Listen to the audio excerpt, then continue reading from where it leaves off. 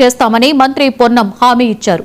Bus stand పునర్నిర్మాణానికి 4 కోట్ల రూపాయలు మంజూరు చేసినందుకు పొన్నంకి మంత్రి ఉత్తమ్ ధన్యవాదాలు తెలిపారు.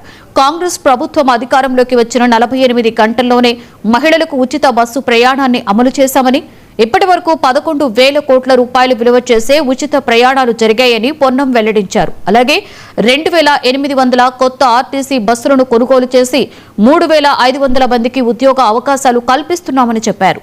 ప్రతి గ్రామానికి ఆర్టీసీ బస్సు సేవలు అందించడమే ప్రభుత్వ ముఖ్య లక్ష్యమని పేర్కొన్నారు.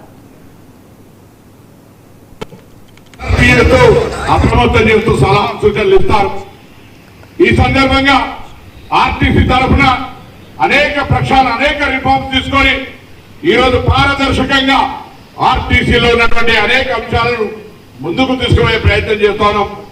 అంతేందుకు మీ అందరికీ తెలియదు కాదు, ఇలా గత తెలంగాణ ఏర్పడిన తర్వాత ఆర్టీసీ పాలైతుంది అనుకుంటే ఆర్టీసీ సమ్మె చేస్తే పదుల సంఖ్యలో చనిపోతే కూడా ఎవరు పట్టించుకోనటువంటి పరిస్థితి. 53 రోజులు సమ్మె జరిగింది.